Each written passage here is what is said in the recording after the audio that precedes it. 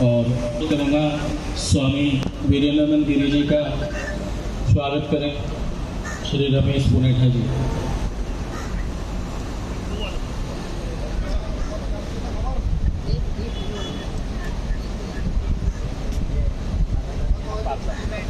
आगे से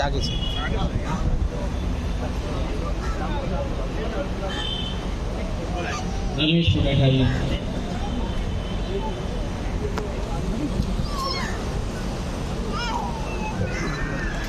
अवतार सिंह राणा जी से मैं अनुरोध करूंगा डॉक्टर दिनेश उपाध्याय जी का स्वागत करें। अवतार सिंह राणा जी एक बार हाथ लगाओ। एक मिनट टोपी मंगवा लो।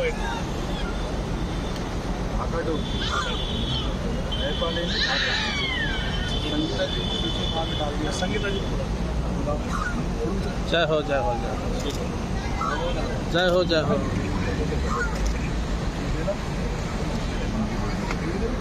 टोपी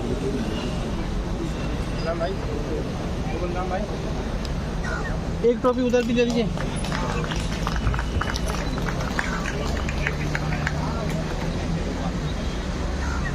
गोपाल जी से मैं अनुरोध करूंगा राष्ट्रीय अध्यक्ष जी का स्वागत करें। गोपाल जी।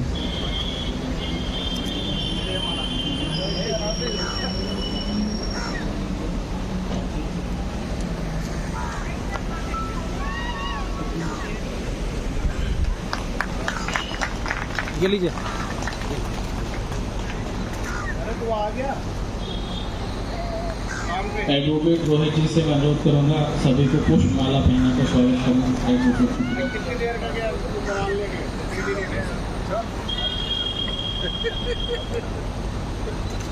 इस मंदिर के जो मुख्य महंत हैं मैं अनुरोध करूंगा मंच पर अपना स्थान ग्रहण करें।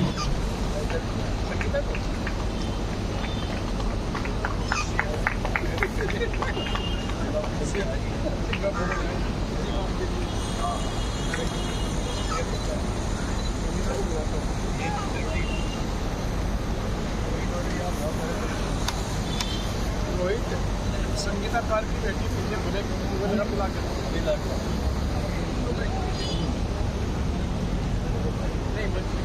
स्वागत के पश्चात कार्यक्रम को आगे बढ़ाते हुए मैं स्वदेशी सनातन संघ के राष्ट्रीय अध्यक्ष श्रीमान महिपाल जी से अनुरोध करूंगा कि वो संगठन के बारे में लोगों को बताएं।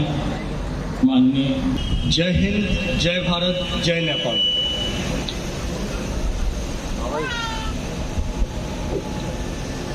आज बड़ा ऐतिहासिक दिन है। सबसे पहले हम इस मंदिर प्रांगण में जो पशुपतिनाथ जी का मंदिर है, तो सबसे पहले पशुपतिनाथ भगवान के चरणों में मैं साष्टांग प्रणाम करता हूँ। आज इस मंदिर को 70 वर्ष पूर्ण हुए हैं और साथ साथ आज प्रवासी नेपाली एवं भारतीय बंधुत्व सम्मेलन का भी आयोजन किया जा रहा है। यानी दो संयोग एक साथ बन रहे हैं। यानी एक मंदिर के 70वें वर्ष पूर्ण हो रहे हैं, दूसरा प्रवासी नेपाली एवं भारतीय बंधुत्व सम्मेलन 2023 का आयोजन हो रहा है। आज भारत की पावन धरा पर ये कहें कि दिल्ली जो इंद्रप्रस्थ के नाम से जाना जाता था, वहाँ शाहदरा में श्री पशुपतिनाथ के मंदिर पर आज हम नेपाली भाई बंधुओं के साथ और भारत के स्वदेशी सनातन संघ के सभी कार्यकर्ताओं के साथ इस सम्मेलन में उपस्थित हुए हैं। सम्मेलन में हमारे अतिथियों में सबसे पहले मैं मंच पर विराजमान श्री भाई साहब अशोक बैनर्जी जी का मैं स्वागत बंदन अभिनंदन करता हूं कि उन्होंने अपने बड़े कीमती समय में से हमें समय दिया और आप इस कार्यक्रम में।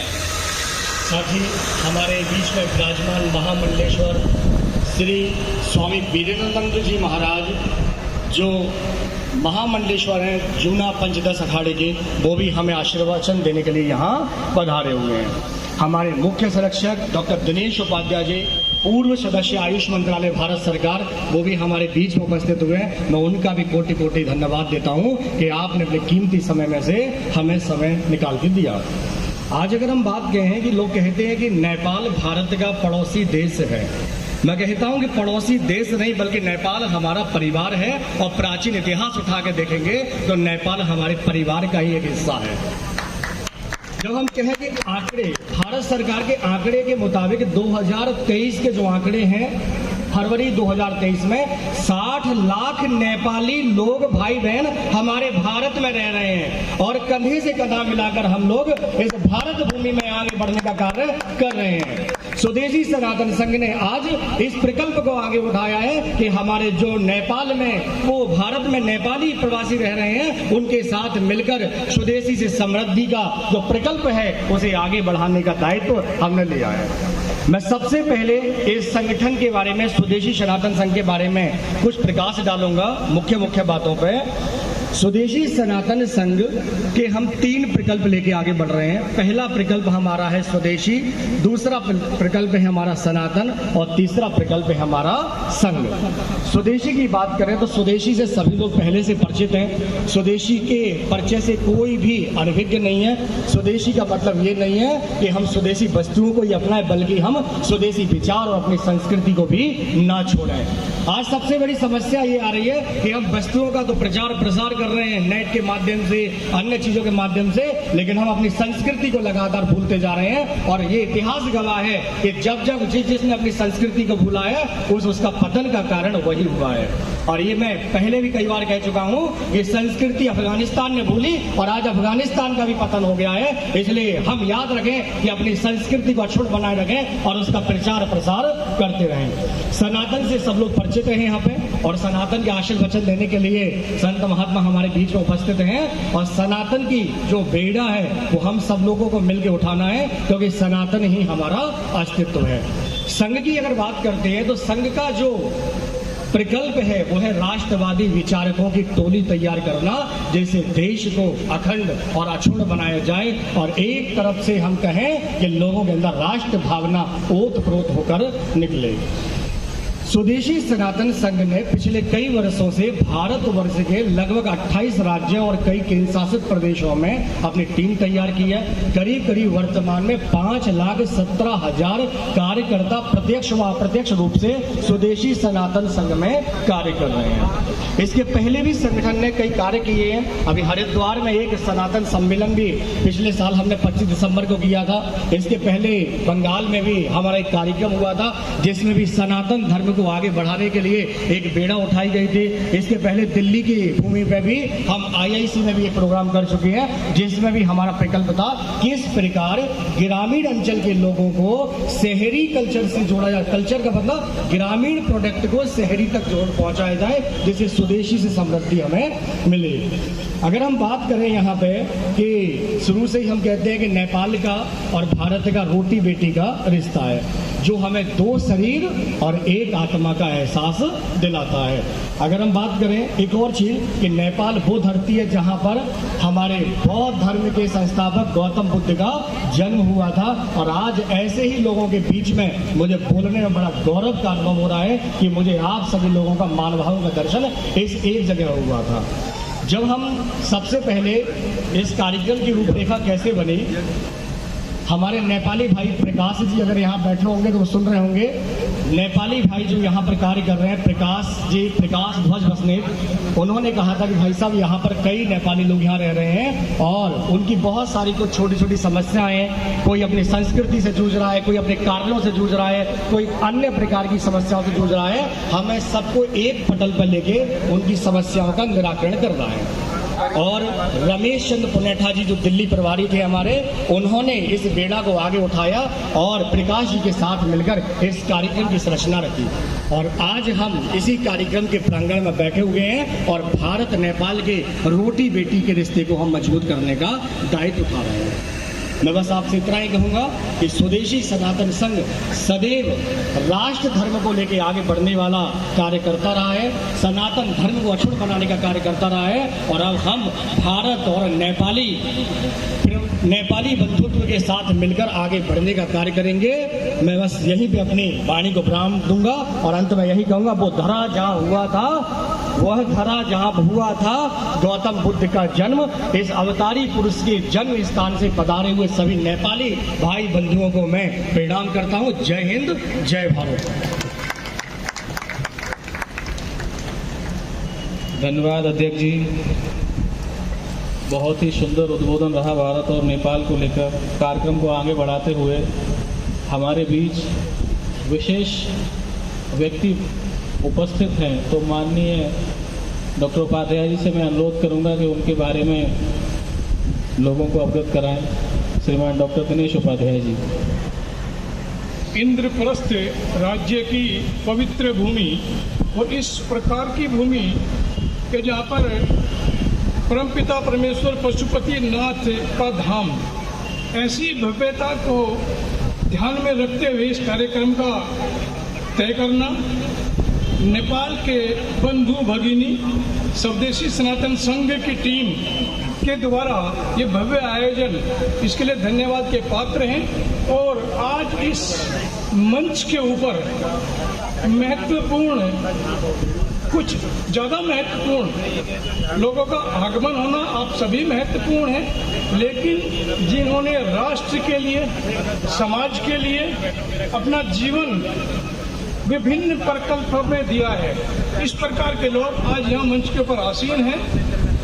माननीय श्रीमान अशोक बेरी जी राष्ट्रीय स्वयंसेवक संघ के पिछले 54 वर्षों से प्रचारक है, वर्तमान में राष्ट्रीय कार्यकारिणी के सदस्य हैं और सामाजिक सद्भाव जो अपना प्रकल्प है संघ का, उसको राष्ट्रीय स्तर के ऊपर आज इनका आशीर्वाद पूरी देखरेख के चल रहा है भारत के अंदर, और ये पूरा राष्ट्र के अंदर जो एक विचार है उसको देने का कार्य कर रहे हैं। और हमारे राष्ट्र संत परम पूजनीय स्वामी वीरेंद्रानंद जी का परिचय माननीय राष्ट्रीय अध्यक्ष महिपाल जी खैनवार ने दिया है।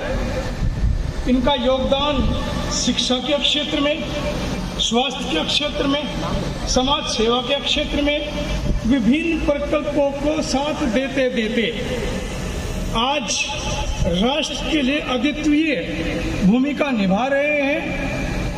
राष्ट्र के अंदर कोई भी कार्य हो, मात्र एक भूमि का टुकड़ा या वहाँ पे ऊपर रहने वाले लोग या वहाँ की जड़ी बूटी औषधि वो महत्वपूर्ण है, लेकिन उनकी उपयोगिता, उनका उन्नयन, उनके बारे में चर्चा, उनके बारे में विकल्प तैयार करने, उनके उपयोगिता को राष्ट्र के बच्चों को बताना और चर्चा करनी, जो कि अब से पहले इतिहास के अंदर किसी तरह से हमारे इतिहास को जो बच्चों के सामने लाया जाना चाहिए था वो नहीं लाया गया या तोड़ मरोड़ के पेश किया है। आज स्वामी जी के द्वारा उसी प्रकार का कार्य राष्ट्र के अंदर हो रहा है। मेरी आपसे निवेदन है कि इन दोनों महानुभाव और एक पवित्र आत्मा जो आज इस मंच के ऊपर है, इन दोनों के स्वागत में आप करतल ध्वनि से स्वागत करें और इनका आशीर्वाद हम सबको प्राप्त हो, राष्ट्र को लाभ हो। और आज इनके मुखारबिंद से जो शब्द आपको प्राप्त होंगे, मेरा ऐसा मानना है कि शायद उनका दूर तक इस राष्ट्र को आपके माध्यम से लाभ होता रहेगा। अपनी वाणी को विराम देता हूँ, माननीय महामंत्री जी को मंच सौंपता हूँ, अपना ये नेतृत्व करें और मंच का संचालन करें। आप सभी का आभार, आप सभी का धन्यवाद। जय भारत, जय नेपाल, जय परमपिता परमेश्वर पशुपतिनाथ जी और जय भारत और नेपाल की जनता। बहुत धन्यवाद श्रीमान डॉक्टर दिनेश उपाध्याय जी का। कार्यक्रम को आगे बढ़ाते हुए हमारे बीच सनातन के धर्म रक्षक परम पूज्य महामंडलेश्वर स्वामी वीरेंद्रानंद गिरी जी महाराज, जिन्होंने भारत ही नहीं नेपाल तक सनातन के विचारों को तेजी से फैलाया है, हम सभी की ओर से उनका स्वागत करते हैं और उनसे निवेदन करते हैं कि वो आएं और अपने मुखारबिंद से सनातन के संबंध में जो भी है कहें। परम पूज्य स्वामी जी, तालियों से स्वागत करें सभी लोग स्वामी जी का।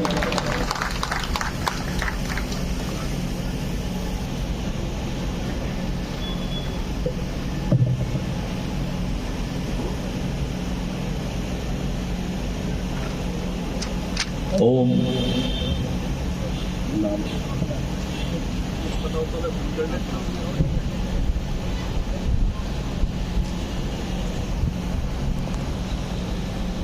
नारायणं पद्मभवं वसिष्ठं शक्तिं च तत्पुत्र पराशरञ्च व्यासं सुखं गौड़पदं महान्तं गोविंद योगीन्द्र मथाश शिष्यं श्री शंकराचार्य मथाश पद्मा पादं च हस्तामलकं च शिष्यं तं तोटकं वार्तिकारमन्यान् अस्मद्गुरुं सन्ततमानतोऽस्मि श्रुति स्मृति पुराणानाम् आलयं कलालयं नमामि भगवत्पादं शंकरं शंकराचार्यम्।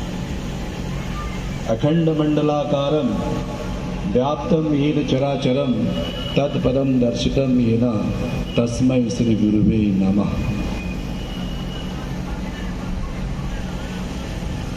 नेपाल और भारत के इस सम्मेलन में रिश्तों का सम्मेलन, धर्म का सम्मेलन,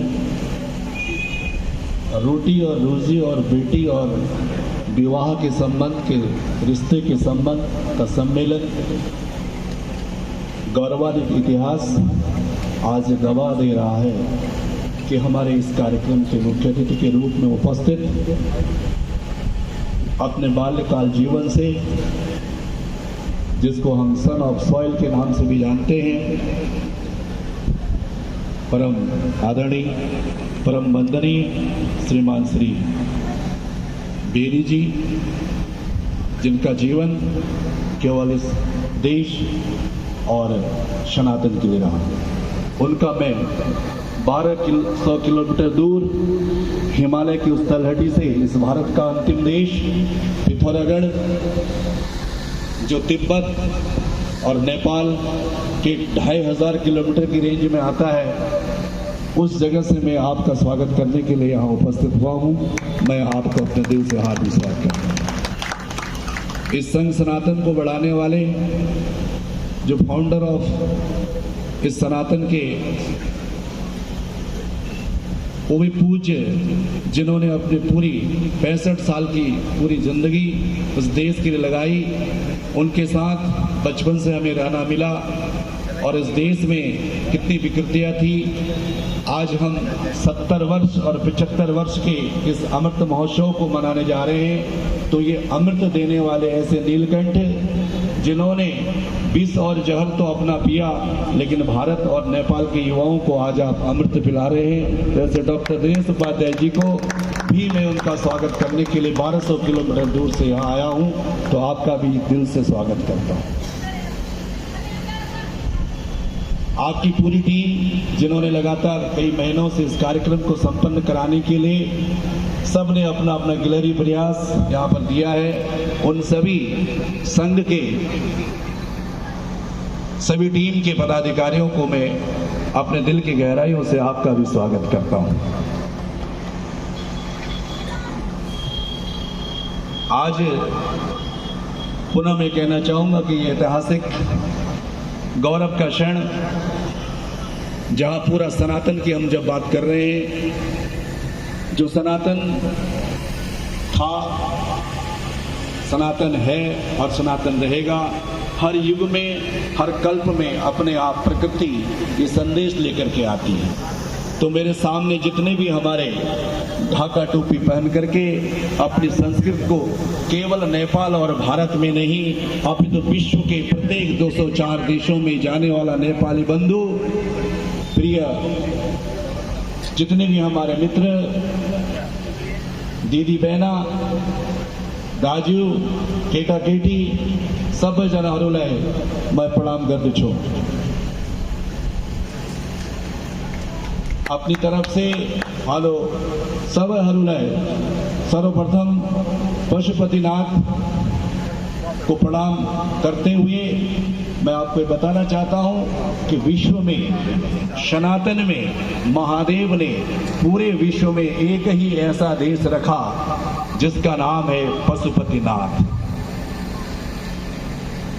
प्रिय मित्रों, विश्व में कोई ऐसा जानवर, ऐसा व्यक्ति जो नहीं है। हम सब लोग बोलते हैं, विचारते हैं, हंसते हैं, अपनी बात को शेयर करते हैं, लेकिन पशु ही एक ऐसा है, जब भूख लगती है तो उसको भूख लग गई नहीं कहता है, प्यास लगती है तो भी वो मुझे प्यास लगी नहीं कहता है। इसलिए एक ही नेपाली व्यक्ति ऐसा है जो उन सब का आभास करता है, इसलिए उसको पशुपतिनाथ का दर्जा महादेव दिया है।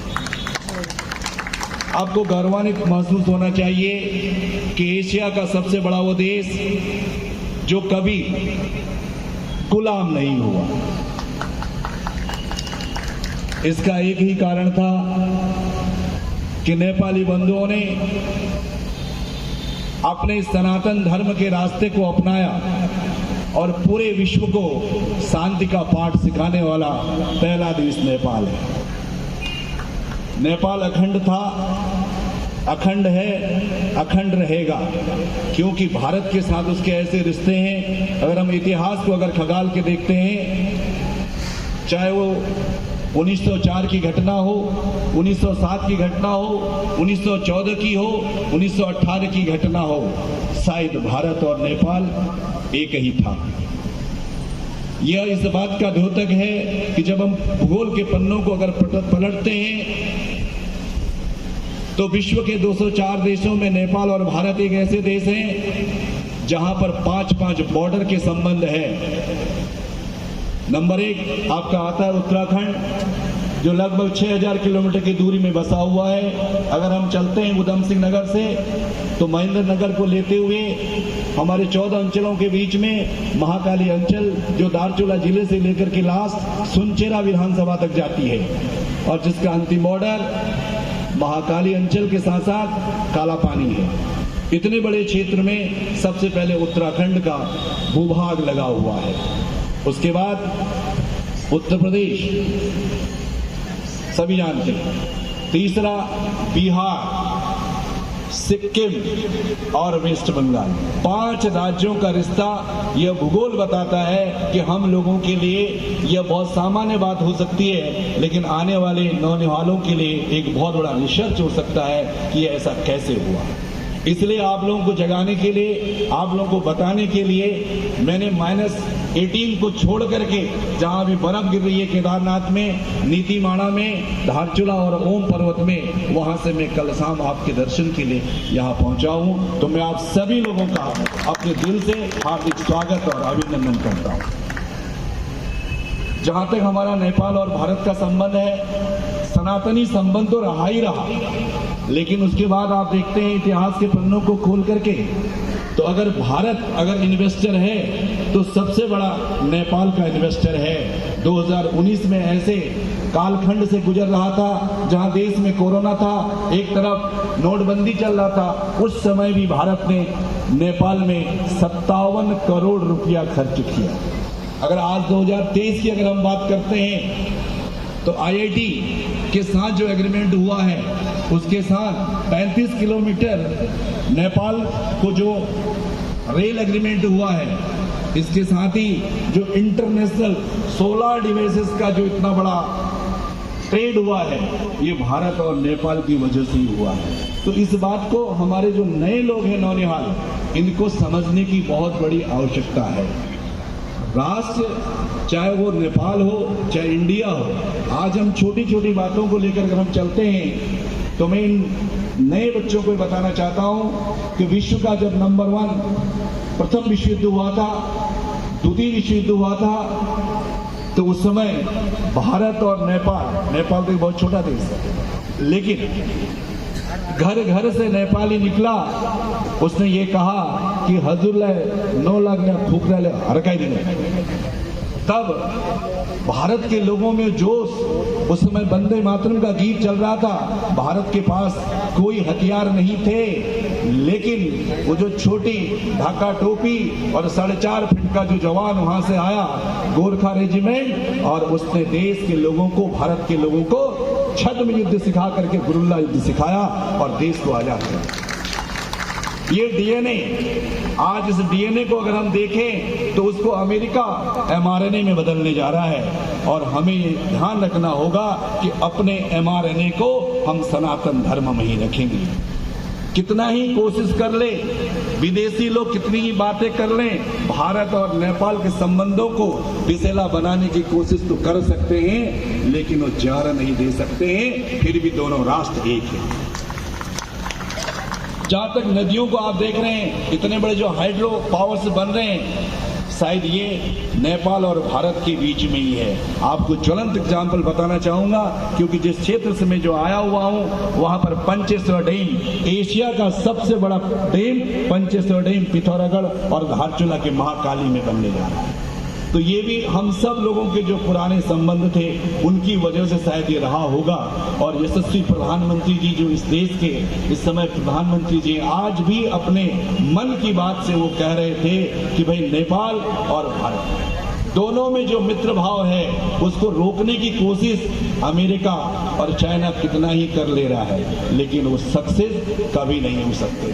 क्योंकि आज भारत के अंदर जो गोरखा रेजिमेंट है, उत्तराखंड, मैंने आपको बताया कि उत्तराखंड सबसे पहला बॉर्डर है जहां पर 2500 किलोमीटर की रेंज में महाकाली, महेंद्र नगर से लेकर के नेपालगंज से लेकर के आप चलते हैं उधर को तो पश्चिमी नेपाल की तरफ, तो आप लोग तो काठमांडू में रहते हैं, भाक्का में रहते हैं, बड़ी अच्छी जगहों में बुटवल में रहते हैं, लेकिन कभी आप मेरे पड़ोस में आकर के देखिए, वहां शिक्षा का अभाव, वहां पर राशन नहीं है।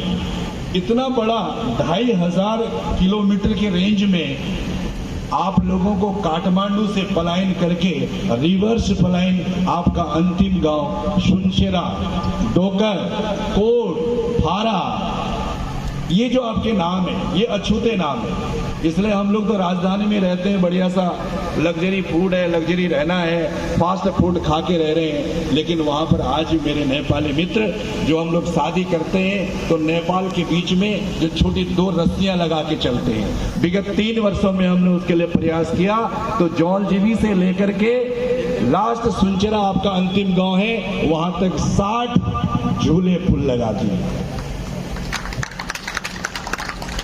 भारत और नेपाल में आने के लिए एक ही मोटर मार्ग था, शायद आपको पता होगा, डिस्ट्रिक्ट चंपावत के महेंद्र नगर में केवल एक मोटर मार्ग था।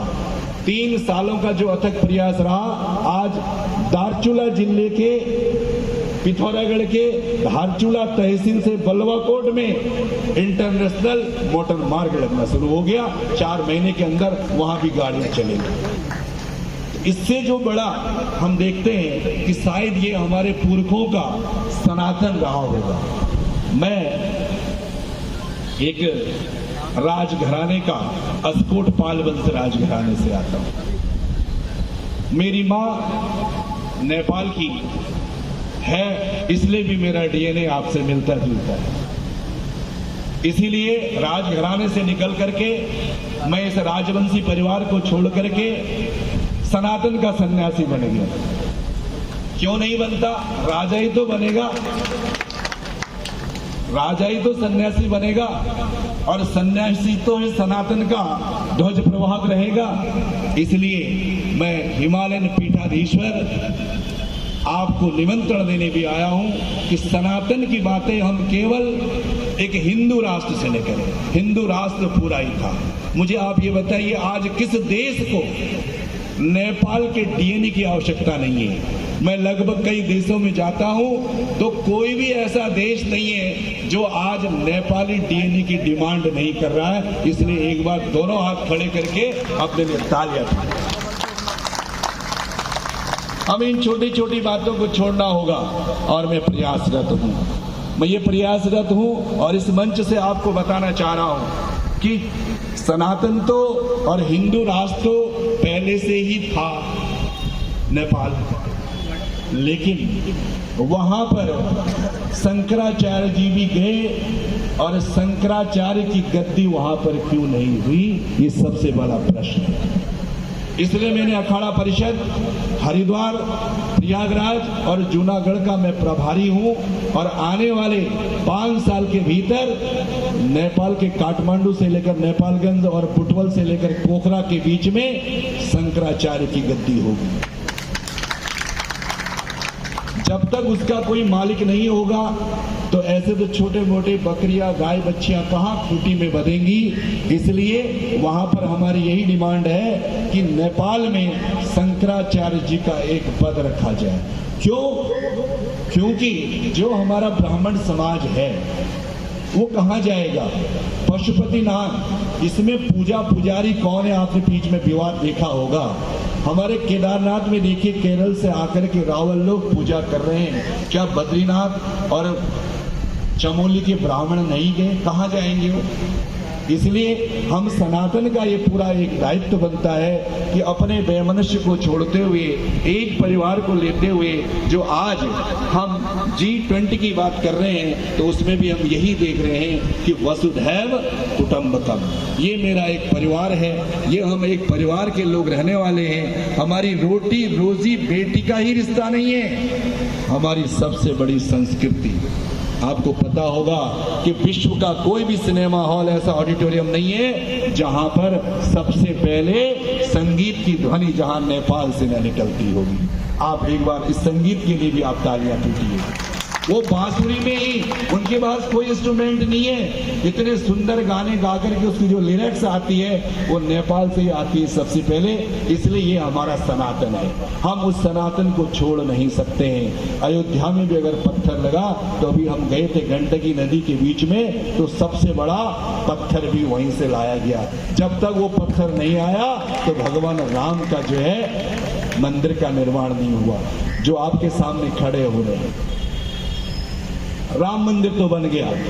सनातन को जीवित रखने के लिए क्या एक पुरुष और एक स्त्री का अलग अलग होना क्या अनिवार्य है, या एक साथ होना चाहिए?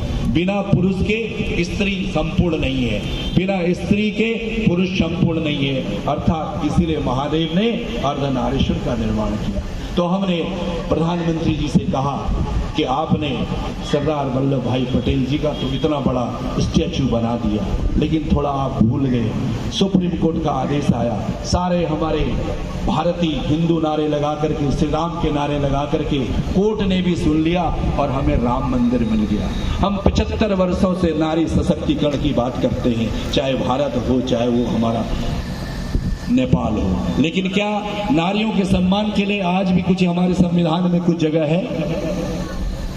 बात तो आप कर रहे हैं कि 3 queens of the India and Nepal, जो ट्विनिंग है 3 क्वींस की, शायद आप जानते हैं, काठमांडू, पशुपतिनाथ और वाराणसी, लुम्बिनी और हमारा बोध गया।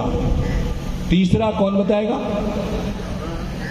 अयोध्या और जनकपुरी, जिसको 3 क्वींस कहते हैं, उसका क्या संबंध है? इसलिए हमने 13 फरवरी 2022 को एक बिगुल बजाया कि भारत को और संबंध अच्छे बनाने के लिए सीतामढ़ी में 251 फीट ऊंची अष्टधातु की माता सीता की तस्वीर लगाई जा रही है, जिसके लिए 30 एकड़ जमीन लेकर के ये काम शुरू हो गया है। अब आप सब लोग सीतामढ़ी में आकर के माता सीता का नमन पूजन करते और प्रगाढ़ संबंध भारत और नेपाल के होंगे। इसी के साथ मैं आपको निमंत्रण देने आया, और इसको कैसे प्रगाढ़ करें, इसके प्रगाढ़ सनातन को समझने के लिए आपको प्रयागराज की माता सरस्वती गंगा और जमुना में डुबकी लगानी पड़ेगी। अभी हमें लगता है कि हम बहुत पुराने हो गए और हमारे शरीर की कॉस्मिक एनर्जी समाप्त हो रही है, और एक नेपाली एक ऐसा बंदा है जो पूरी सनातन संस्कृति को पाठबद्ध तरीके से उसकी स्तुति और स्मृति करता है। बाकी तो आपको पता ही है। इसलिए मैं आपको निमंत्रण देने आया हूं कि वर्ष 2023 के अंत में, 2024 के प्रारंभ में भारत में कुंभ मेला जनवरी में प्रयागराज में लगेगा। आप सारे सादर आमंत्रित हैं। जूना अखाड़े के अंतर्गत महामंडलेश्वर का बोर्ड पढ़ लेना, जिसको कहीं पर कोई जगह न मिले तो आप मेरे कैंप में आकर के सो जाए। फ्री खाना, फ्री रहना, फ्री नहाना, और 45 दिन तक आप जब सब लोग वहां पर आएंगे, और हम उसी 2024 में हमने ये निर्णय लिया है कि नेपाल में काठमांडू या पोखरा और नेपालगंज में जाकर के शंकराचार्य की गद्दी को सुशोभित करके आएगी। कम से 5,000। आप तो कह रहे हैं, अभी हमारे महामंत्री जी ने कहा कि इस इलाके में जो इतने भी NRIs के बीच में हैं, आप 7 लाख लोग हैं। आपको बता दूं, आसाम और वेस्ट बंगाल और सिक्किम में 12 लाख नेपाली इस भारत में। अभी मैं जनवरी में भक्का महोत्सव में गया था, तब मैं उसमें देख रहा था कि इतने सारे लोग वहां पर है, तो लेकिन कहीं न कहीं मार्गदर्शन कम होने के कारण हम सनातन तो हैं, लेकिन सनातन को जिंदा रखने के लिए जो भारत और नेपाल ने त्याग, तपस्या, कर्म और कर्मश्य कौशलम की जो परिभाषा दी, वो नेपाल ने ही दी। भारत में जब बात चलती है, आज हमारे बहुत सारे नेपाली जो बालक और बालिकाएं हैं, उनका पलायन कतर की तरफ है, दुबई की तरफ है, पूरा नेपाल भी पलायन हो चुका है। और वहां की सारी बालिकाएं कहां पहुंच रही हैं? काठमांडू। क्यों? आपको ये बता देना चाहूंगा कि अमेरिका अपने देश में गुरिल्ला और गोरखा रेजिमेंट का एक नया चाल चल रहा है, क्योंकि आपको पता है अंग्रेज भी युद्ध करने में फिसड्डी है, उसके पास भी नहीं। अंग्रेज में भी हमारी, अंग्रेजों में भी भारत की और क्या कहते हैं कि अपने नेपाल की सेना है। नेपाल तो भारत में है ही है। हर साल गोरखा रेजिमेंट में कौन भर्ती होता है? नेपाली बंधु होते हैं। उस चाल को देख करके कि भाई भारत की सेना इतनी मजबूत क्यों है, इसलिए उसने यहाँ की ब्रिड को लेकर के वहां कोई नया वर्कशॉप चल रहा है। इसके लिए आपको सुदृढ़ और जागरूक होना पड़ेगा, क्योंकि एक हिस्सा तो मैंने पूरा थाम रखा है, आपका दारचूला और हमारा धारचूला। केवल हम लोगों में और आप में केवल 50 मीटर का डिस्टेंस है, केवल 50 मीटर का डिस्टेंस है। यहाँ से बीड़ी का पिंडल फेंकते सुई पारी में चला जाता है, वहां से सुई इधर को आ जाता है। 1 किलो चावल फेंकते वहां पहुंच जाता है। और जब ये रोटी का जो संबंध बताते हैं, जो हमारे यहाँ भेटौला होता है, उस भेटौले में वहां से नेपाल के लोग इतने बड़े पुंतरे में पुंतरा बांध देते हैं, सीधे इधर आ जाता है। तो वहां हमें किसी रास्ते की आवश्यकता नहीं है, हम चाइना को वहां रोक देंगे, आप चिंता मत करना। वहां का पलायन हम रोके हुए, क्योंकि जो नेपाल बुद्धिस्ट है, नेपाल हिंदुत्व है, वो कहीं नहीं जा सकता, कितनी कोशिश कर ले। क्योंकि जो नेपाल अखंड था तो अखंड ही रहेगा। तो मैं कहूंगा, जो तोड़ेगा, आप कहेंगे वो टूटेगा, जो तोड़ेगा वो टूटेगा। आवाज नहीं आ रही। जो तोड़ेगा वो टूटेगा, जो तोड़ेगा टूटेगा। और टूट गया पाकिस्तान। उसका जन्म हुआ था, हमारा जन्म नहीं हुआ है। हमारा जन्म नहीं हुआ है तो हमारी मृत्यु नहीं होगी। नेपाल का जन्म नहीं हुआ है, अखंड और अमर रहेगा, कोई तोड़ नहीं सकता। जो तोड़ेगा टूटेगा, जो तोड़ेगा वो टूटेगा। आज की घटना बता रहा हूं, सुबह 4 बजे पे सूचना, जब समाचार सुन रहा था, बता दो, नेपाल में पाकिस्तान में 400 रुपया किलो आलू हो गया साहब, भीख मांग रहा है। अगर तो अलगाववादी दुश्मन पैदा नहीं करता, तो किसी देश को तोड़ने की अगर जुर्रत नहीं करता, तो आज हम एक चिट्ठी माननीय प्रधानमंत्री को लिख करके कम से कम आगरा का 10 कुंटल आलू तो भेज ही देते। आप याद करो 2015 में, जब हमारा ऐसा संबंध नहीं है, जब नेपाल में भूकंप आया था तो 2 गाड़ी सामान लेकर सबसे पहले ये आपके सामने का जोगी पहुंचा था। 2 गाड़ी, जब उतना बड़ा भूकंप आया था। तो इसलिए ये संबंध हम नहीं बनाते हैं, हमारी प्रकृति ऑटोमेटिक हमको जोड़ देती है। इसलिए मैं अंत में ये कहना चाहूंगा कि अखंड भारत रहे, अखंड नेपाल रहे, और इन सभी जितने भी जो बाहर की ताकतें हम लोग के ऊपर कार्य कर रही है, उसके लिए आपको सक्षम होना पड़ेगा। जय भारत, जय नेपाल, ओम नमो नारायण। और फिर मिलते हैं आपसे। कहाँ मिलते हैं? महाकुंभ में मिलते हैं। नंबर आप लिख लीजिएगा। किसी को कोई परेशानी ना हो, क्योंकि बाद में मुझसे विजिटिंग कार्ड मत मांगना, जोगी के पास विजिटिंग कार्ड नहीं होता है। नंबर हमारा है 999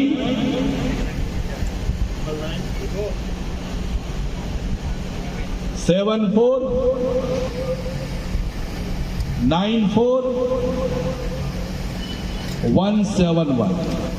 कहीं भी, चाहे उज्जैन जाएं, चाहे नासिक जाएं, चाहे हरिद्वार आए, चाहे नेपाल आए, चाहे बद्रीनाथ आए, चाहे केदारनाथ आए, चाहे यमुनोत्री आए, चाहे गंगोत्री आए, मेरे आश्रम की सारी गाड़ियां आप लोगों के लिए फ्री है। ओम नमो नारायण।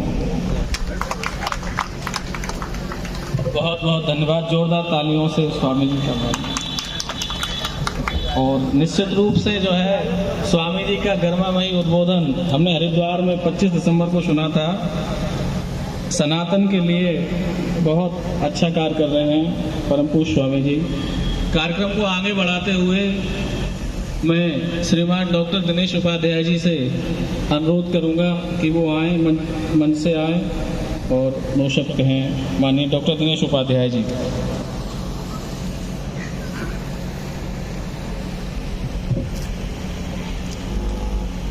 आज के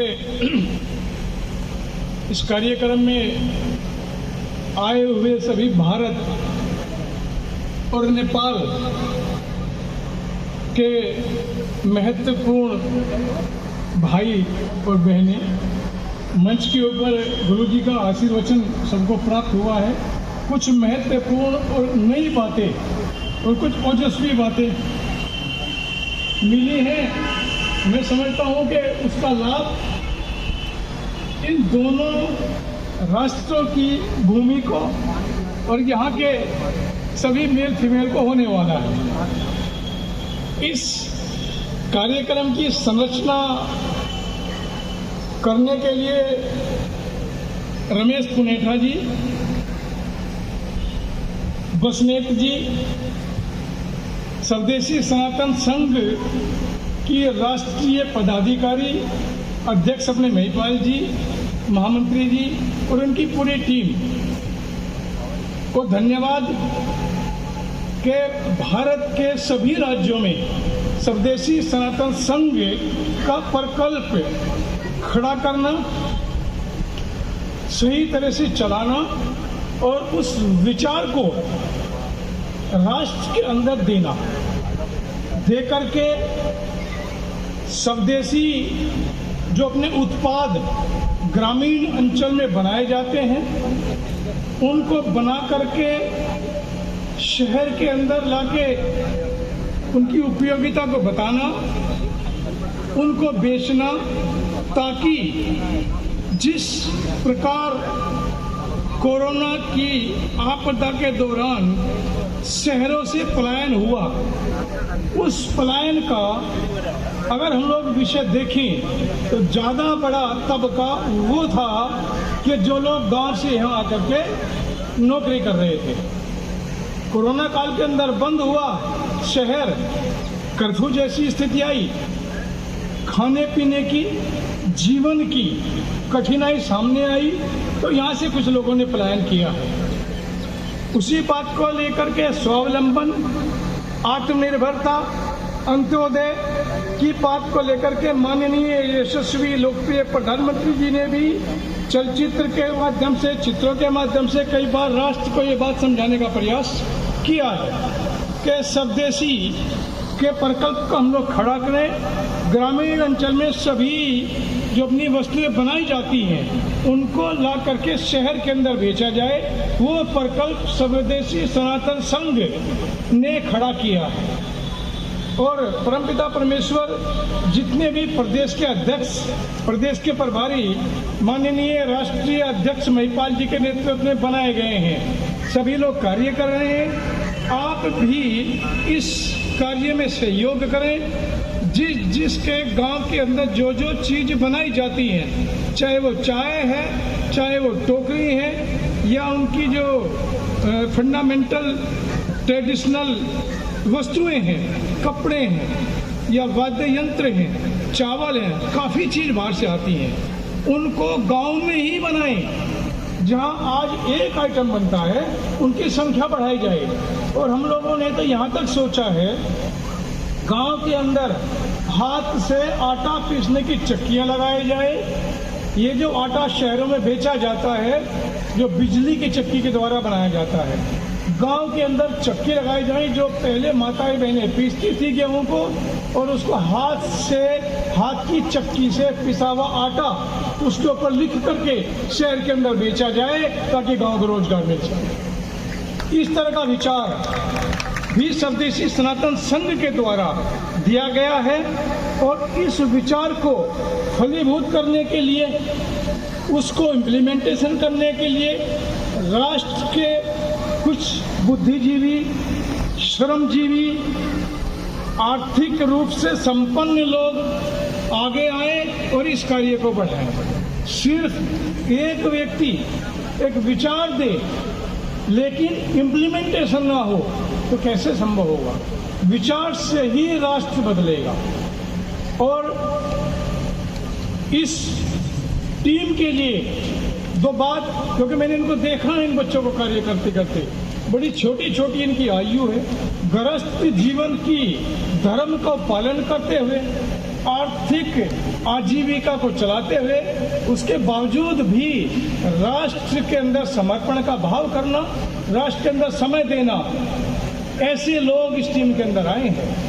और आज इस मंच में कुछ और पॉलिटिकल, जो राजनीतिक क्षेत्र में लोग कार्य कर रहे हैं, सामाजिक क्षेत्र में कार्य कर रहे हैं, या स्वास्थ्य की दृष्टि से कार्य कर रहे हैं। बहन लतिका चौधरी थी, हाई कोर्ट की, सुप्रीम कोर्ट की वकील, आज हमारे बीच में आई है। यहाँ गांधीनगर की, जो बहुत बड़ा व्यवसाय का केंद्र है विश्व का, गांधीनगर की नवनिर्वाचित निगम पार्षद जो भारी वोटों से जीत करके गई हैं, प्रिया काम्बोज जी, आज हमारे बीच में है यहाँ, इनका भी स्वागत है।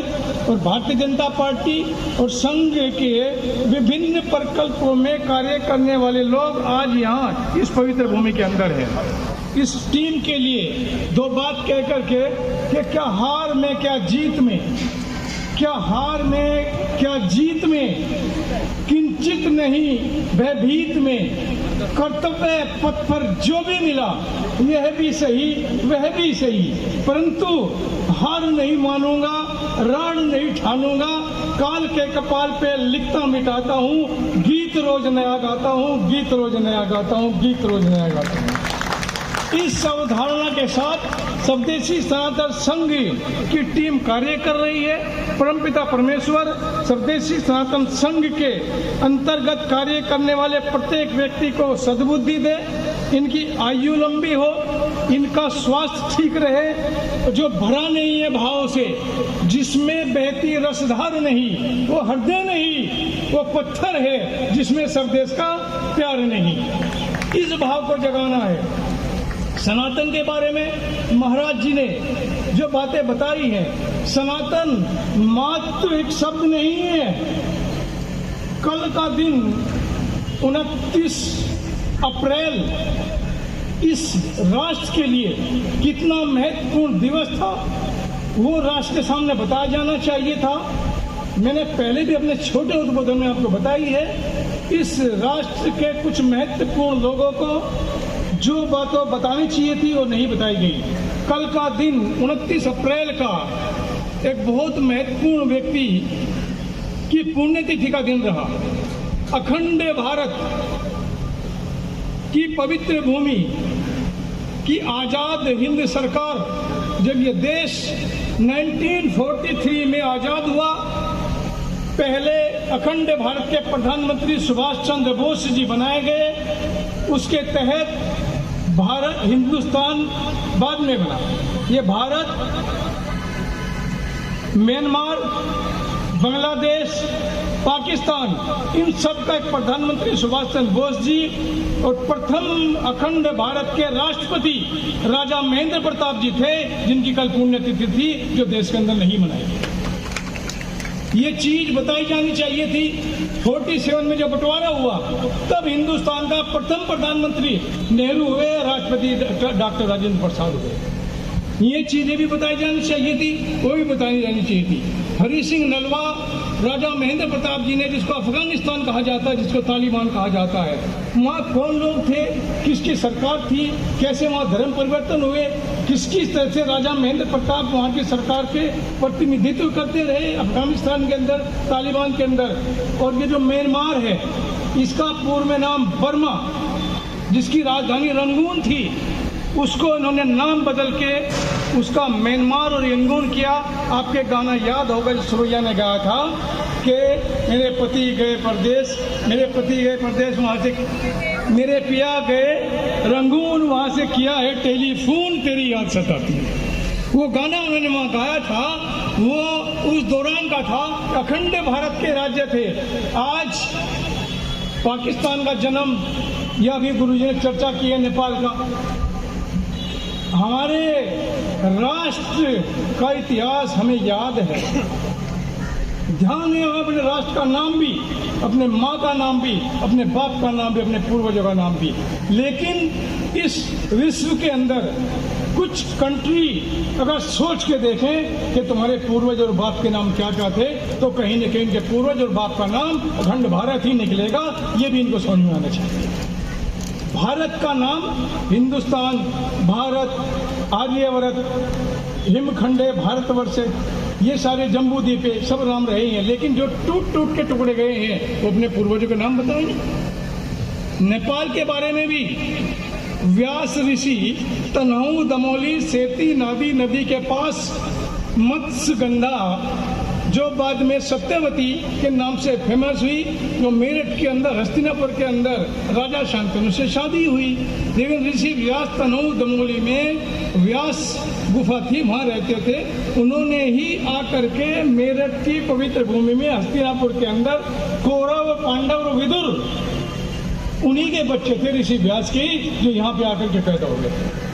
भारत और नेपाल का इतिहास उस दौरान क्या नाम था, और नेपी ऋषि ने उसका नाम नेपाल दिया है, लेकिन नेपाल से पहले क्या नाम था वो भी चिंतन का विषय है, चिंता का विषय। उसके ऊपर भी चिंतन होना चाहिए, उसके ऊपर भी चिंता करें। हमें पता है हिंदुस्तान से पहले हमारा नाम भारत था, भारत से पहले आर्यवर्त था, उससे पहले हिमखंडे, भारतवर्ष, जम्बू द्वीप ये था। लेकिन कुछ कंट्री को देना चाहिए कि हमारा आज का नाम तो है, लेकिन इससे पहले भी तो भूमि थी, क्या नाम था, उसके ऊपर भी चिंतन होना चाहिए।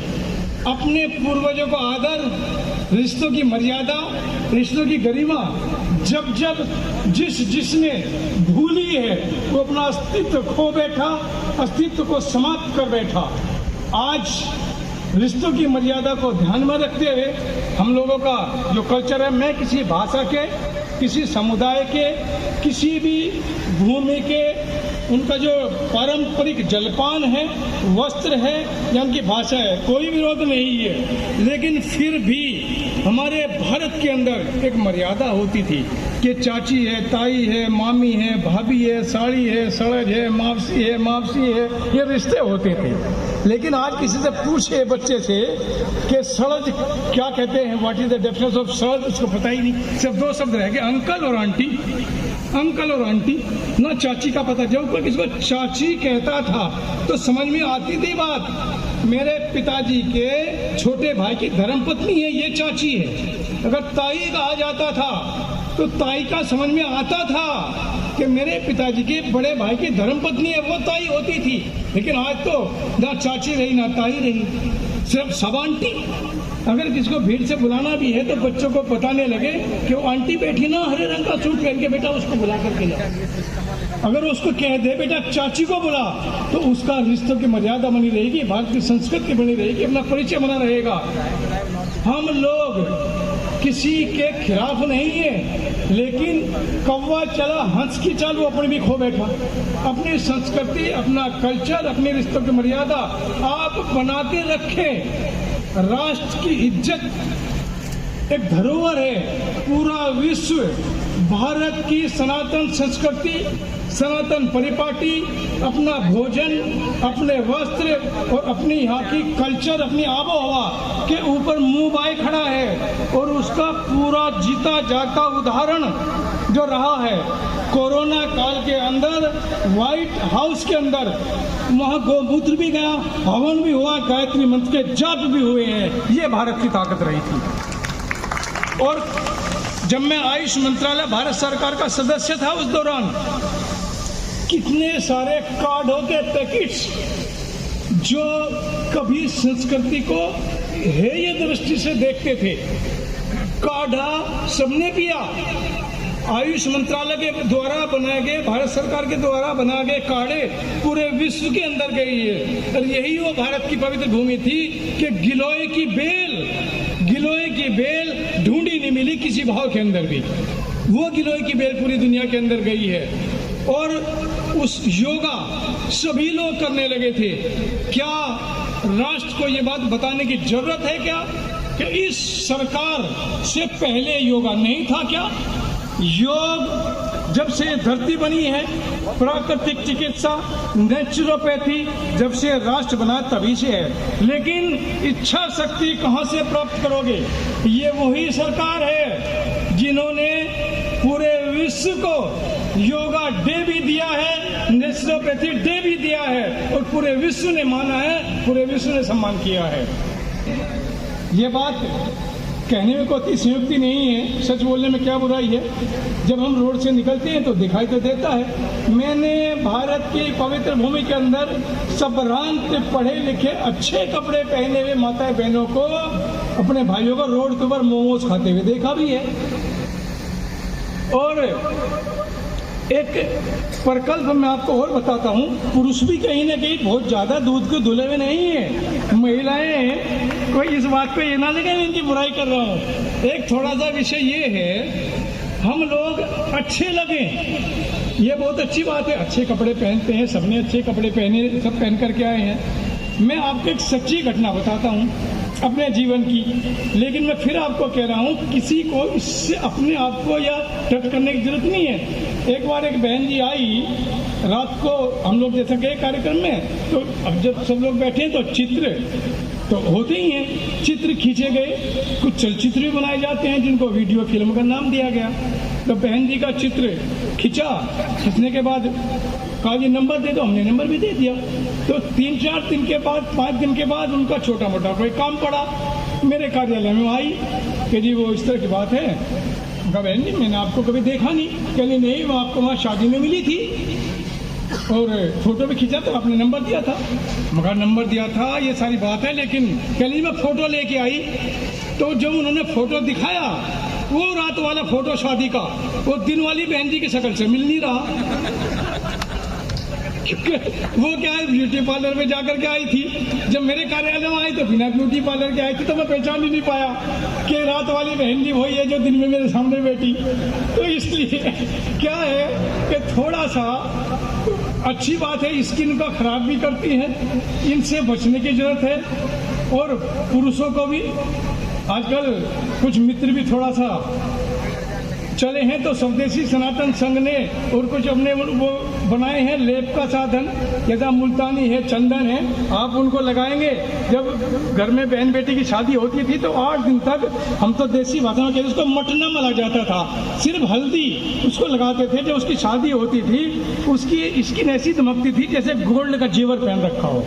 लेकिन आज क्या है कि वो प्रक्रिया समाप्त हो गई। वो दुल्हन ब्यूटी पार्लर पे जाकर के वो आती है और मुंह धोने के बाद वो थोड़ा सा अलग ही सिस्टम बन जाता है। बचने की जरूरत है। ये करबद्ध निवेदन है, स्वदेशी सनातन संघ के संपर्क में रहें, स्वदेशी अपनाए, सनातन को अपनाए, अपनी सनातन परिप्रति को खोने की जरूरत नहीं है। और तीसरा शब्द राष्ट्रीय अध्यक्ष जी ने राष्ट्र को देने का प्रयास किया है, संघ, एक संघ।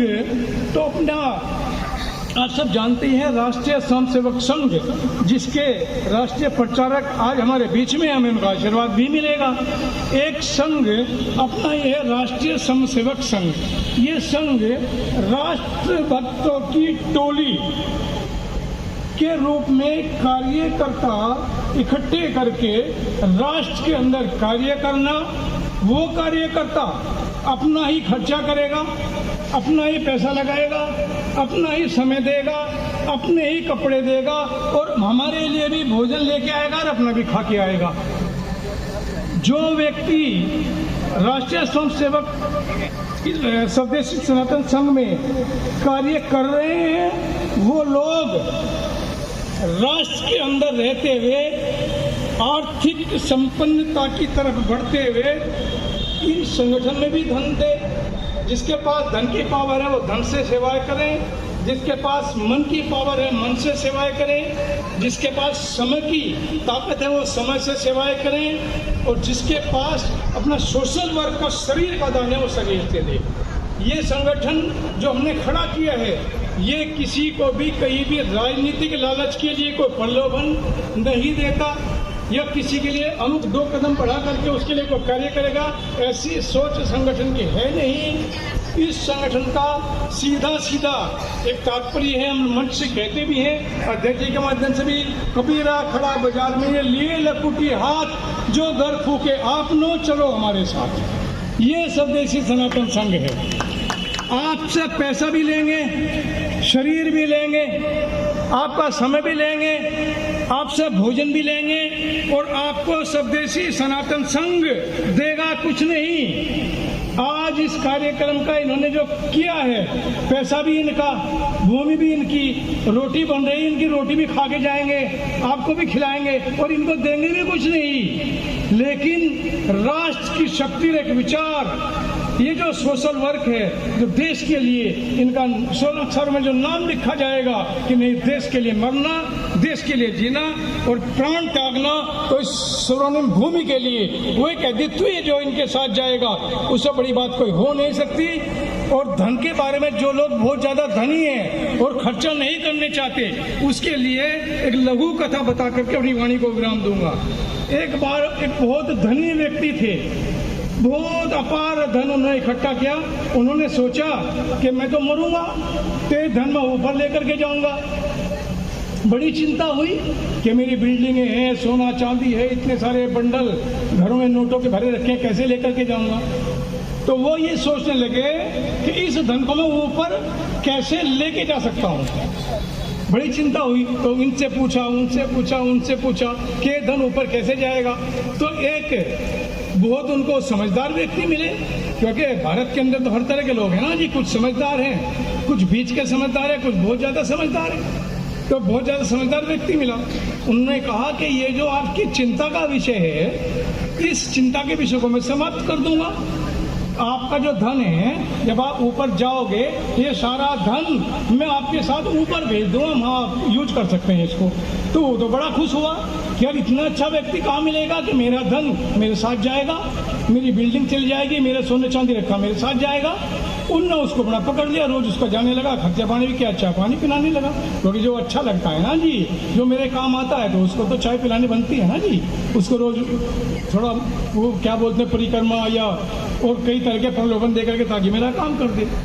तो उसने कहा कि आप मेरे धन को ऊपर कैसे भेजेंगे। कहना ठीक है, मैं उसका रास्ता बता देता हूँ। और मैंने पहले भी कई व्यक्तियों को मरने के साथ उसका धन ऊपर भेजा भी है। विश्वास नहीं हुआ या झूठ बोला कि पैसे लेके भाग जाए।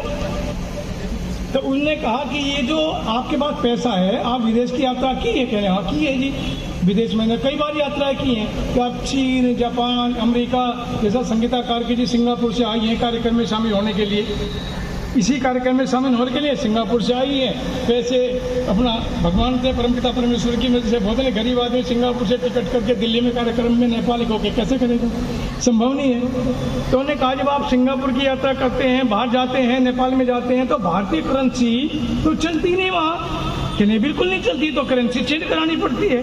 नेपाल में जाएंगे तो नेपाल का नोट आएगा, सिंगापुर जाएंगे तो सिंगापुर की करेंसी लगेगी, थाईलैंड में जाएंगे तो थाईलैंड की करेंसी जाएगी, करेंसी चेंज करानी पड़ेगी। तो उस धनी व्यक्ति के दिमाग में वो बात बिल्कुल फिट बैठ गई कि ये जो मेरे नोट भारत सरकार ने छापे हैं, जो मेरे पास है, ये दूसरे देश में तो चलेंगे नहीं, ये तो सच बोल रहा है, ये तो करेंसी चेंज करानी पड़ेगी। तो उस बुद्धिमान व्यक्ति ने धनी व्यक्ति को कहा कि ऊपर भगवान के यहाँ ये करेंसी नहीं चलेगी, वहाँ दूसरी करेंसी चलती है, वो करेंसी चेंज करनी पड़ेगी। और उस करेंसी को जो सी ऊपर चलती है ना, मैं जानता हूँ उसको कौन सी चलती है, मैं उस करेंसी को चेंज करा दूंगा। वो बड़ा खुश हुआ, क्योंकि उसको सच का इस बात का पता लगा जब दूसरे कंट्री में जाएंगे तो करेंसी चेंज होगी कि भगवान के यहाँ जब ये कहता, मैंने पहले भी कई लोगों को भगवान के यहाँ भेजा है, वो करेंसी चेंज करके भेजा है, जाते ही जाता अपना कमीशन ले लेगा, लेकिन मेरी करेंसी चेंज होकर ऊपर तो मिल जाएगी। कहना ठीक है मेरी करेंसी चेंज कर दे। तो उन्होंने उसको करेंसी चेंज करने का रास्ता बताया कि करेंसी ऊपर कौन सी मिलेगी, मैं आपको भी बताता हूँ। आपको ये रास्ता बड़ा महत्वपूर्ण है, आपको मेरा एहसान मानना चाहिए, आप अपनी करेंसी चेंज कर सकते हैं जो धनी व्यक्ति है। तो वो रास्ता मैं आपको बता देता हूँ। उन्होंने, उस समझदार व्यक्ति ने ऊपर जाके धन कैसे मिलेगा रास्ता बताया। उन्होंने उस धनी व्यक्ति के पैसे से स्कूल खुलवाए, गरीब लड़कियों की शादी करवाई, भोजनालय खुलवाए, हॉस्पिटल्स बनवाए, गरीब लड़कियों की शादी कराई, जो बेघर लोग थे उनके मकान बना करके उनको मकान दिलवा दिए।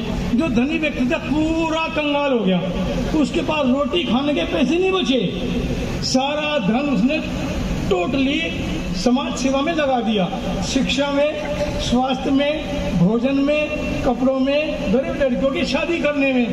वो फिर उसके बाद क्या कहने, यार मेरे पास तो कुछ बचा ही नहीं, अब मैं लेकर क्या जाऊँ ऊपर।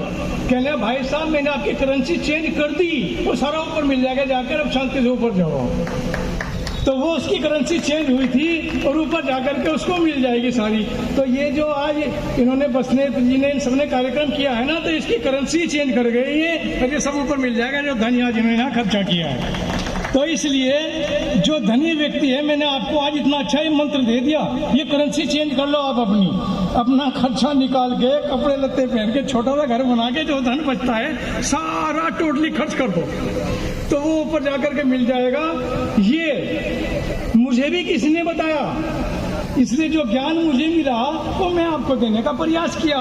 परमपिता परमेश्वर इन शब्दों की रक्षा करे और आपको इन शब्दों के ग्रहण करने की शक्ति दे, और बाहर जाकर के ज्यादातर लोग इन शब्दों को मान लें। जहाँ के क्वेश्चन मार्क है, यहाँ तो कुछ लोग कहेंगे, बाहर जाकर हो सकता है ना माने। जैसे कि जब कोई शमशान घाट में किसी को लेकर के जाते हैं ना जी, किसी मुर्दे को जलाने के लिए, तो कुछ समय के लिए वो सोचता है, यार देख कल मेरे साथ बैठ के चाय पी रहा था, मेरी बेटी की शादी में आया था, देखा जी ये पड़ा है, ये तो छोड़ेगा सारा का सारा। तो एक बार सोचता है यार मैं अब सब छोड़ दिया भाई, ना किसी को गाली दूंगा, ना मारूंगा, ना पैसे की वजह कुछ नहीं करने का हो, उसके मन में आता है, सबके ही आता है। और जैसे शमशान घाट से बाहर निकलता है ना, फटाक से फोन करता है, 1000 रुपये लेके गया तो देना ना हो पैसे, बाहर निकलते फोन करता है। तो इसलिए वो स्थिति भी है। विभिन्न प्रकार के परमपिता परमेश्वर ने जीव धरती के ऊपर पैदा किए हैं। उन्हीं जीवों में 2-3 लोग भारत के अंदर ऐसे भी रहे हैं कि जिन्होंने राजनीतिक क्षेत्र में कभी कोई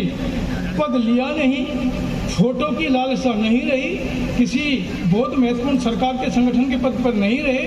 विनोबा भावे जी, महात्मा गांधी जी, अगर महात्मा गांधी जी चाहते राष्ट्रपति बन सकते थे, प्रधानमंत्री बन सकते थे, या विनोबा भावे जी भी कहीं भी पहुंच सकते थे, लेकिन उन दोनों ने कभी भी प्रधानमंत्री या गृह मंत्री का पद लेने की जरूरत नहीं समझी। भूदान आंदोलन विनोबा भावे जी ने ही चलाया था, जो आज भी पुस्तकों के अंदर लिखा हुआ है। विनोबा भावे जी के भाई बालकोवा भावे, जिसका आज आयुष मंत्रालय बनाया गया, नेचुरोपैथी का प्रकल्प खड़ा किया गया, बालकोवा भावे जी ने ही नेचुरोपैथी को राजघाट के ऊपर स्थापित किया था, जो आज भी 3 साल का DNYS के डिप्लोमे के रूप में चल रही है। और इसी प्रकार की एक डिग्री माननीय राष्ट्रीय अध्यक्ष जी ने DNYS की डॉक्टरेट की नेचुरोपैथी की डिग्री स्वदेशी सनातन संघ भी दे रहा है, जिसके डायरेक्टर संघ के अपने प्रचारक हैं, कार्य देखते हैं, प्रदीप जी भारत के अंदर देख रहे हैं।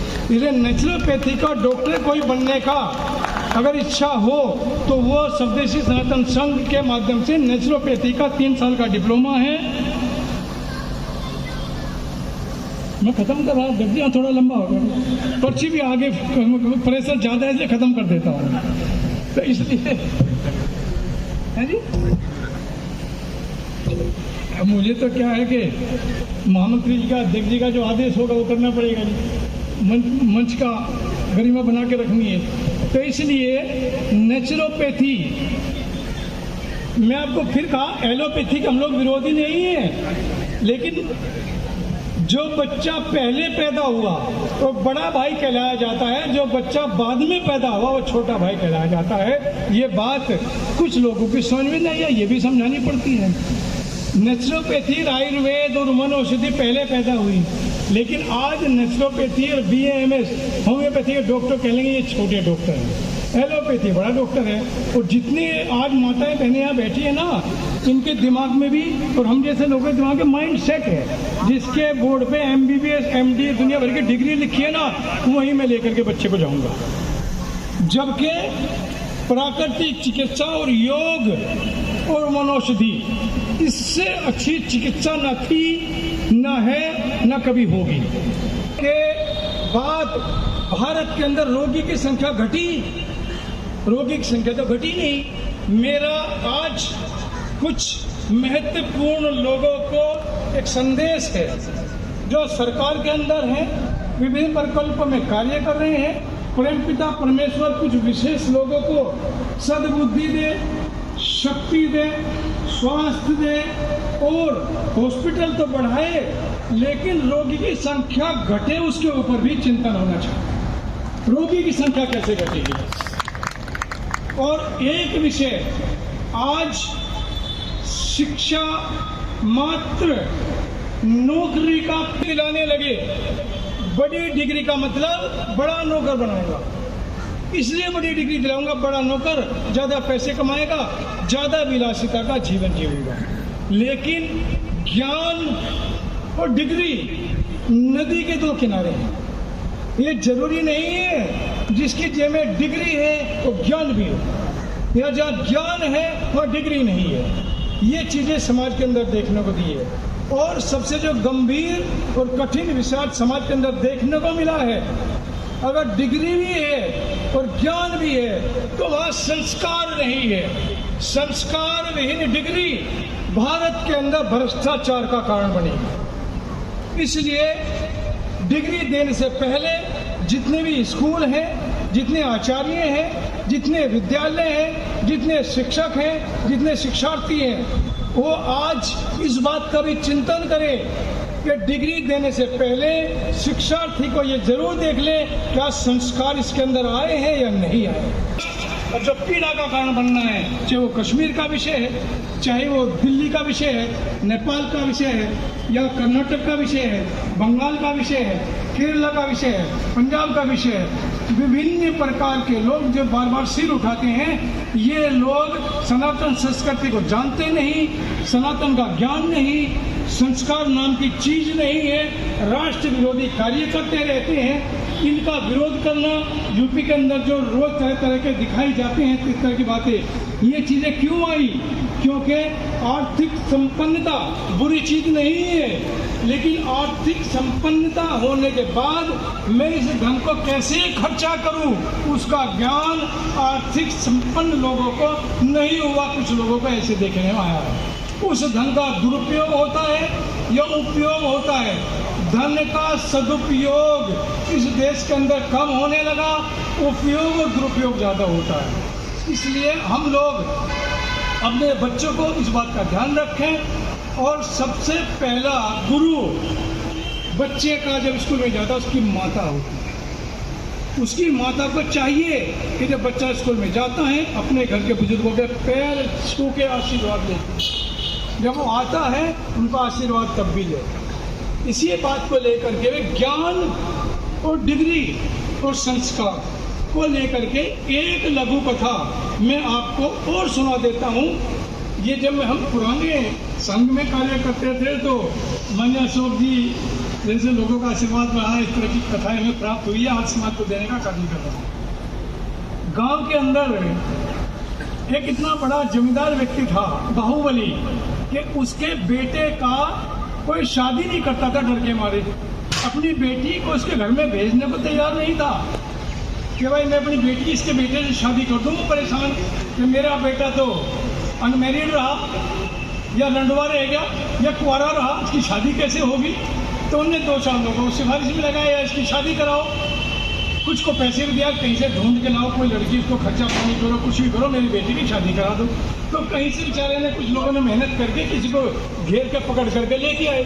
झूठी तारीफ करनी, सच्ची तारीफ करनी, बहुत बढ़िया आदमी है जी, इसको कोई मुकदमा नहीं है, कभी दारू नहीं पीता, कभी कुछ नहीं पता, बढ़िया उसको जा करके वो झूठ सच बोल के रिश्ता करा दिया जी। वो रिश्ता करा दिया, जब रिश्ता करा तो बारात तो जाएगी। बारात जाने लगी तो उन्होंने कहा कि लंबी लंबी गाड़ियाँ जाएंगी, हेलीकॉप्टर में बारात जाएगी और जवान जवान लड़के जाएंगे। और ये जो 60 साल से ऊपर के लोग हैं ना, बुजुर्ग, जिनको भारत के अंदर आज अवहेलना भी होने लगी और यहाँ पे वृद्धाश्रम की संख्या भी बढ़ी, जो पाप का कारण है। वृद्धाश्रम की संख्या बढ़नी नहीं चाहिए भारत के अंदर। उन्होंने सोचा हम बूढ़ों को शादी में नहीं लेकर के जाएंगे, हमारी शादी में सब जवान लोग जाएंगे जो खूबसूरत होंगे, अच्छे होंगे, एनर्जेटिक होंगे, अच्छे कपड़े पहन रखे होंगे, वो हम शादी में लेकर के जाएंगे। DL 5CT6266 अवरोध उत्पन्न कर रही है ये गाड़ी, इसको हटा ले जिसकी भी है। लो जी, तो पहले शादी में बूढ़ा कोई नहीं जाएगा, पहले बूढ़ा नहीं जाएगा तो बूढ़ों को भी थोड़ा, क्योंकि जो बूढ़े होते हैं गांव के वो कच्चे तो है नहीं, पक्के हैं सारे, वो बवाल करेंगे कि मुझे नहीं लेकर के, मैंने इतना किया वो किया तो मुझे भी लेके चलो। तो उन्हें कहा यार ये बवाल करेंगे यहाँ जाकर के, इनको भी लेकर के जाओ। तो उन्होंने 1-2 जबरदस्ती कहने लगे ठीक है माँ बोलोगे कुछ नहीं और शांति से बस में बैठे रहना, जाकर के आ जाना। 2 बूढ़े बारात की बस में बिठा लिए, उनको कार में भी नहीं बिठाया, बस में बिठा करके ले गए। अब वहाँ जब ये गांव में गए तो गांव में क्या होता था, जहाँ बेटी का घर होता था वहाँ से थोड़ा दूर जा करके रनवासा में बारात को टिकाया जाता था, उनका स्वागत होता था, वहीं खाना पीना होता था और घर में जाके फेरे होते थे, फेरे होकर के वो बेटी की विदाई होती थी।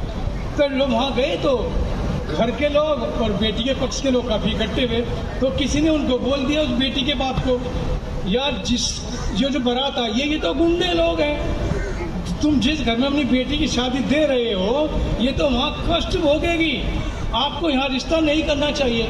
और बड़ी मुश्किल से एक शादी का रिश्ता हुआ था, वो भी टूटने के कगार पे।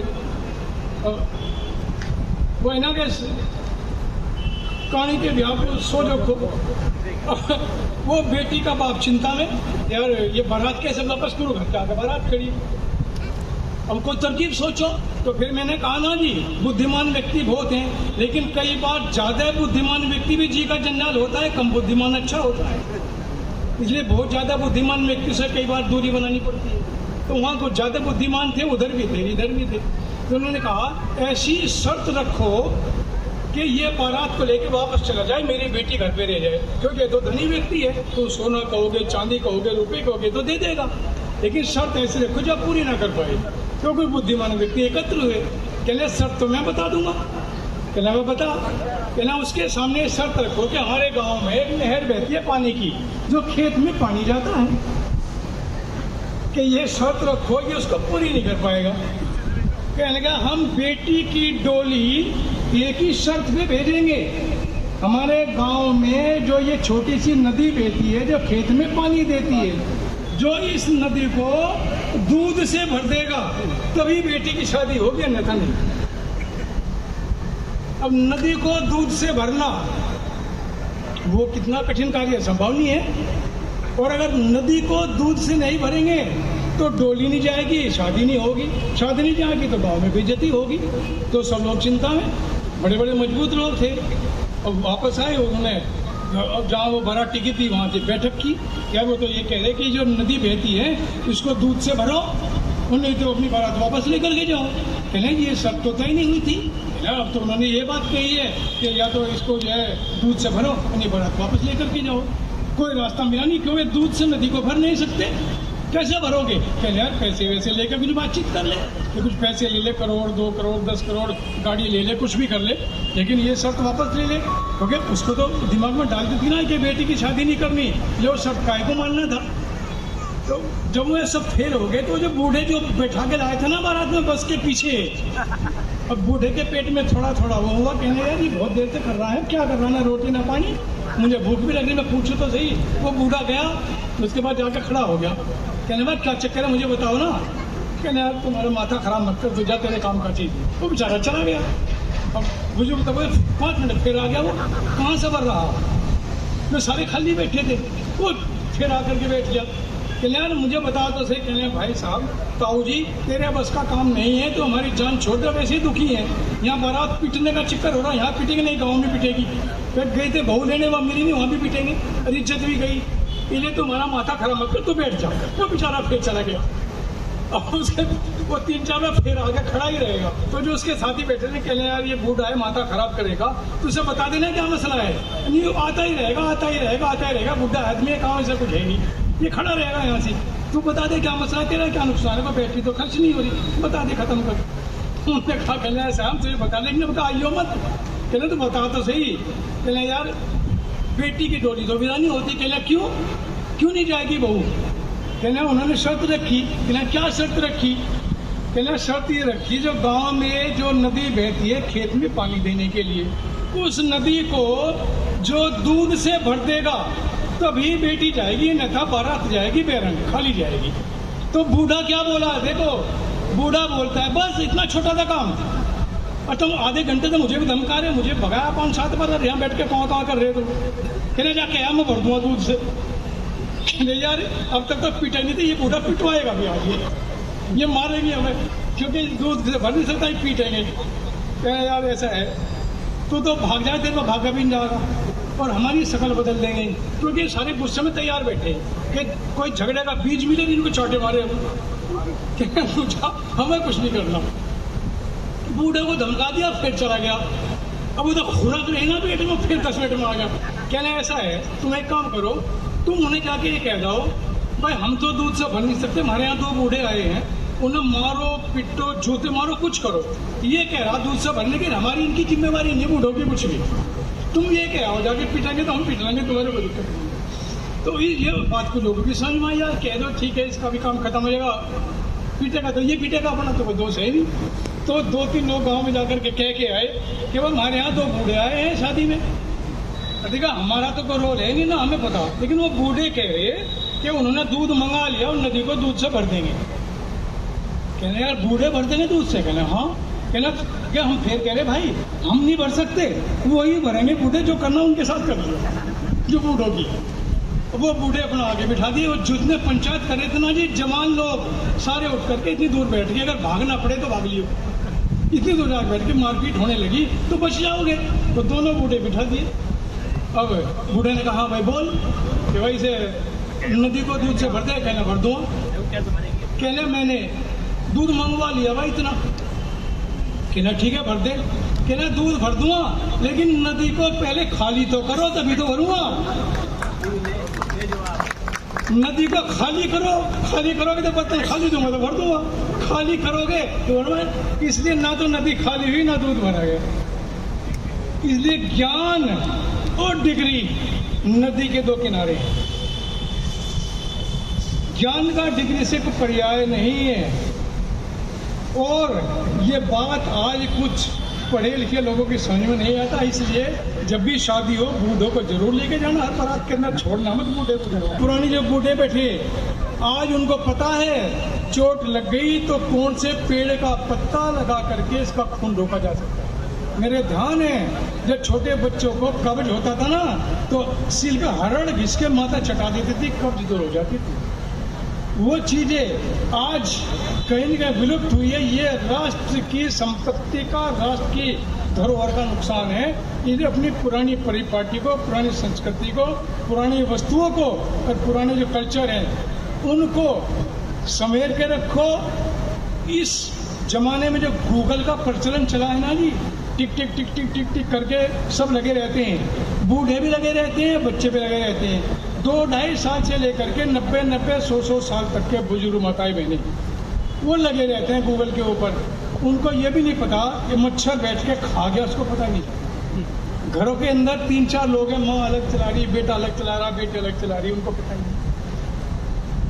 गूगल पे सब कुछ है, लेकिन थोड़ा समय निकाल के बुजुर्गों के पास ही बैठा करो। जो बात वहाँ है गूगल में नहीं मिल सकती। फिर भी जो अपनी धरोहर है ना राष्ट्र की, वो कहीं न कहीं हमारी जड़ें कहीं और है। वे जड़ें आज हिलती हुई दिखाई दे रही हैं। इसलिए वे जड़ें हिलने मत दो,